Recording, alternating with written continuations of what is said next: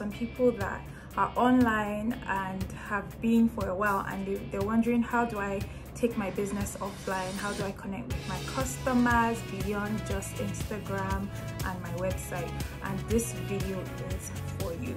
Hi guys, I'm Bibi. I'm a fashion entrepreneur. If this is your first time here, I've been doing this for 8 years now, and this channel was born out of my love for sharing the entrepreneurship journey, lifestyle, and everything in between. So in today's video, we're going to be talking about planning an event for your business. And this was really inspired by my last event that I threw. If you watched my last vlog, I showed you guys sort of like a behind the scenes of planning an event. So in this video, I'm going to go in depth and I'm going to talk about the things that you should consider while planning an event for your business. So there are 3 types of events that you can plan. I mean, there are more types, but today I'm going to be talking about 3 types of events that you can plan for your business. So the first one is a new collection launch. So that's what I did. We're launching a new collection for our LB Easywear brand, and I wanted to showcase the collection as well as just like introduce the collection to my existing customer base as well as a new customer base. So that's a type of event. It doesn't have to be a fashion collection. You could be a jewelry brand and you're showing your new collection. It could be a handbag brand or a footwear brand. Like, a collection really doesn't have to be something you designed yourself. Even if you're a buyer and you're reselling, it could just be a collective of what you have. So it could be your new arrivals as well. So another type of event that you can throw is a sales event. So with a sales event, you're selling existing stock. So maybe you have a lot of stock left and you're trying to get rid of your excess stock. One thing that you can do is a sales event. So with a sales event, you would typically be selling say 50% or even more less than your regular price, because the main attraction of the event is to draw as many people as possible, and you're trying to just get rid of your existing stock. And the last type of event is like a smaller event that is for a customer segment. So this type of event can range from, say, your top customers or a segment of your customer base, like maybe your plus size customers or your petite customers. So with this type of event, it's smaller, it's more intimate, and it's more targeted. So now we're going to go into the things to consider before or while planning your event. So the very first thing that you want to have in mind is the goal for that event. Are you trying to create brand awareness, or is it for revenue generation? Regardless of the goal that you have for the event, it has to be SMART. So I'm sure you guys, or most of you, would have heard the acronym SMART when it comes to making goals. So S is for specific. Your goal has to be specific. What are you trying to achieve for that event? Like I said before, is it for brand awareness?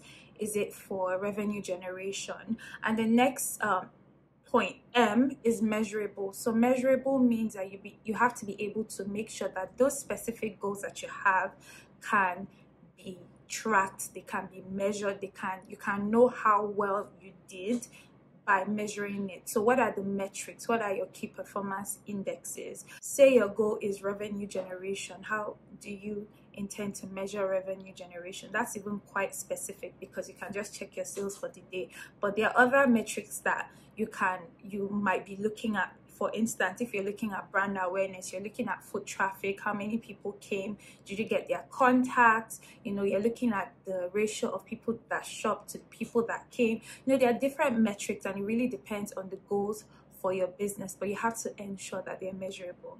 So we're talking about SMART, and the A is attainable/achievable. You have to make sure that your goals are achievable. So don't set this skyrocketing goal for your brand or for your event when you've not really sat down to do the numbers and you don't know what your capacity is. For instance, if you're saying you want 1,000 guests and you don't have the budget for it, you don't have the key partnerships for it, you don't have the reach for it, then it's really not attainable. And any goal that is not attainable is not something that you should actively pursue. You must set goals that you can actively work towards. It can be goals that are high, but you have to make sure that you're putting in avenues to be able to achieve those goals. The next is R in SMART, and R is for relevant. It has to be relevant to your overall company goal. So you can't just throw a vanity event like, oh, it needs to tie in with your company goals. It shouldn't just be to show off or to show that you're a big brand or to show that, oh, you have money in your brand, or I don't know. Am I even making sense? Okay, but what I'm just trying to say is that it shouldn't just be a vanity event. It should be relevant. The event goals should be relevant to the goals for your brand as a whole. They should tie in together. There should be some sort of synergy. And the T in SMART is for time bound. So you have to be strategic about this. You need to have a time period for these goals to be achieved. So the thing about throwing an event is that there's pre-event, there's event, and there's post-event. So there are different things that you can achieve at different points in time around that event. So you have to make sure that you have like a time period that you're working with. Like for me, I like to plan quarterly as opposed to monthly. Some people plan annually, some people plan monthly, some people plan weekly, but I love to plan quarterly because quarterly is a good time for like turnover. It's a good time to really review holistically everything that you've done. And when I'm saying planning quarterly now, I'm not saying that you shouldn't have weekly plans or daily plans or all that, but I'm saying that in respect to the event, you can just holistically see what you're trying to achieve. And I say I plan quarterly, and this is all relative, please, because there are different types of businesses and there are different types of goals that can be achieved per business. For some people, let me give an example. Like if you're selling tickets for an event, for like a music event, so that already is like a different it's a different field. So your goals and your time period will differ from, like, say, a product business like mine. So all of this is relative. So you have your goals set and you're SMART. The next thing that you want to do is look at your budget. You have to have a budget. And for me, I like to have a proposed revenue and budget like working side by side. So in the past, I would say, this is my budget. What can we do with this budget? But now I like to work sort of like backwards. I like to say, this is how much I'm trying to earn. How much do I need to spend to get to this revenue point? So as opposed to saying, oh, I have 100K and I want to get 1 million. I would say I want to get 2 million, and how much do I need to get 2 million? I hope that makes sense for you guys. Yeah, so I like to work backwards, and that might not be the case for you. All of this is just about like testing things out and seeing what works best for you. The next thing that you want to consider is promotion. Promotion is so important. You don't want to do all these things and not promote your event actively. So I like to think of promotion from 2 points of view. So there's the internal promotion and there's the external promotion. So with the internal promotion, I'm looking at the network that you presently have as a business. That's your customer base, via WhatsApp, via your mailing list, via your social media, the people that are already in your network. That's internal. And then external is leveraging on other people's networks, like media companies, influencers, communities, forums. For instance, if you're like a vacation wear brand, you want to look at like travel brands, you can look at brands like Travel Noah, which is an international brand, or even here in Nigeria, there's Niger Nomad. So the idea really is to leverage on other people's networks to bring in people that might have not heard of your brand before. And by reaching out to these networks, you can partner via like a giveaway. It could be an ad, it could be it could be strategic partnerships. So it's so important to be able to reach out to these people. And if you haven't seen my video on how to create proposals, you should check it out. So proposals are very, very essential when you're reaching out to strategic partners, media partners, drinks, food, whatever. All this plays a role in how your event will be promoted, because every single person that you partner with, you have the potential of reaching another different audience. So you have to make sure that you're writing proposals that, first of all, position you as a brand that will add value to their own brand. So you have to make sure that you're positioning yourself well in your proposals. You should actually watch that video if you haven't seen that video.